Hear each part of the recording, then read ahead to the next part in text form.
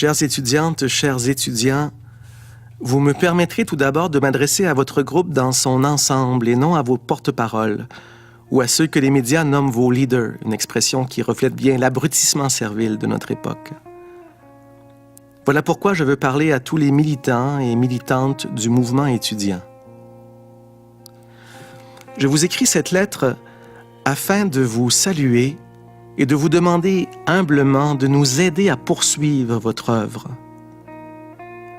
Votre lutte est la renaissance de la gauche au Québec, endormie depuis des années par les privilèges de quelques-uns et étourdie par sa propre rhétorique préfabriquée. Vous êtes les travailleurs de la liberté.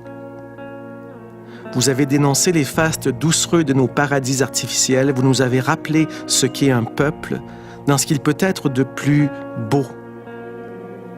Un grand acte de confiance.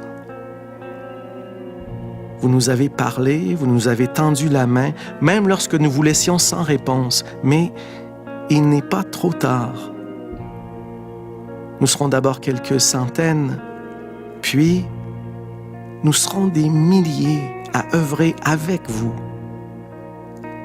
Reste la question de la violence qui serait le mur entre nous. Mais de quelle violence parlons-nous au juste? Il est confortable de condamner la violence lorsqu'on ne la subit pas au quotidien. Commode de juger sans comprendre et de juger en bloc tous les étudiants pour des gestes favorisés, voire peut-être même espérés avec cynisme par nos élus.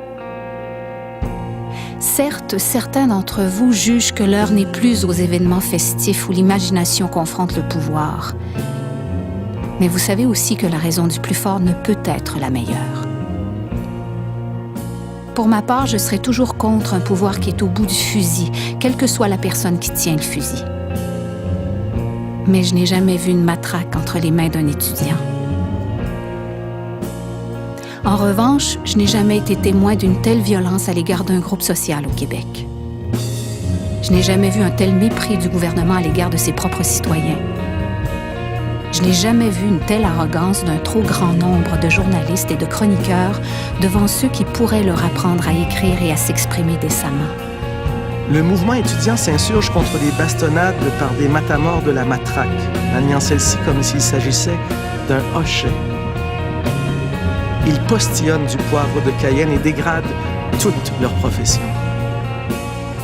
Je suis peut-être naïf, mais je demeure absolument convaincu que les policiers sont profondément divisés sur l'image donnée d'eux lors des répressions à la sauce militaire. Les charges martiales de policiers en armure contre des manifestants pacifiques n'ont pas pour premier but de vous effrayer. Elles visent en réalité à vous humilier, jusqu'à ce que la raison cède le pas à la colère et déclenche des hostilités dont les forces de l'ordre se voient déjà vainqueurs. Voilà contre quoi vous luttez. À la raison du plus fort, vous opposez la force de la raison. En dénonçant la violence commise sur des personnes, vous avez rappelé le sens réel de ce débat moral. Vous avez fait ce que vous faites depuis des mois. Vous nous apportez une parole édifiante. Chacun connaît le fameux passage de Terre des Hommes où l'auteur condamne la volonté de mettre un terme à ce qu'il y a de meilleur dans le cœur de tous. Ce qui me tourmente, dit Saint-Exupéry, les soupes populaires ne le guérissent point. Ce qui me tourmente, ce ne sont ni ces creux, ni ces bosses, ni cette laideur. C'est un peu dans chacun de ces hommes Mozart assassiné. Cette phrase, souvent galvaudée, résonne malgré tout dans le contexte actuel, car elle exprime le dégoût devant l'ignoble. Le gouvernement s'obstine à vous mépriser au mépris même de sa raison d'être. Il espérait une humiliation publique et il l'a fait à coups de matraque. Mais aussi et peut-être surtout d'invectives des chiens de garde, des nantis, des profiteurs et des saboteurs de la chose publique. Aux courtisans du pire, vous répondez en refusant de perdre votre dignité. Vous offrez une leçon de morale publique à un gouvernement qui ne se préoccupe plus d'honneur depuis trop longtemps. Il est étonnant de voir les commentateurs s'étonner du tournant politique de la grève étudiante. Pourtant, depuis le début, vous avez dit clairement pourquoi votre lutte concernait un enjeu fondamental de notre société. Depuis le début, vous avez refusé toute forme de corporatisme.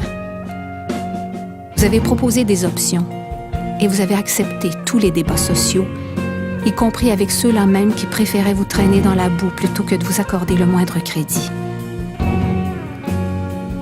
Quelle que soit la suite des choses, vous avez déjà remporté une victoire que vous avez eu l'immense générosité de nous offrir tous les jours depuis le début de la grève.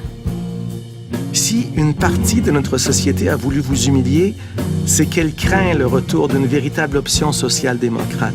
Si elle réagit avec une telle violence à votre mouvement, c'est par peur de ceux qui redressent l'échine et se disent prêts à défendre le bien commun. Pourquoi vouloir enfermer la liberté dans une cage et briser l'espoir d'une société plus juste? Est-ce bien Mozart qu'on assassine en voulant détruire votre mouvement?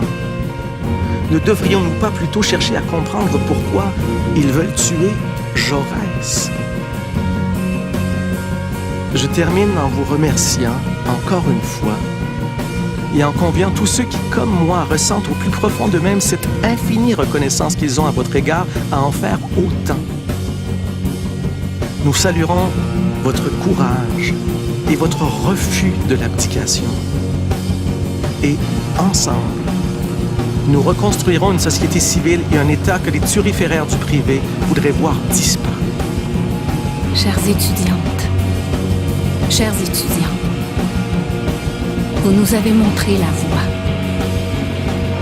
On dit de vous que vous exigez l'impossible. Au contraire, vous ouvrez les possibles.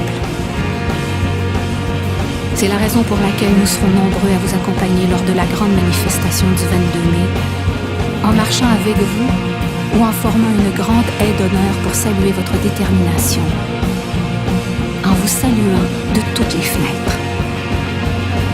Nous formerons ensemble un grand tonnerre, oui, un très grand tonnerre d'applaudissements, une ovation dont l'écho se fera entendre encore et encore pour que dure la lutte et l'espoir.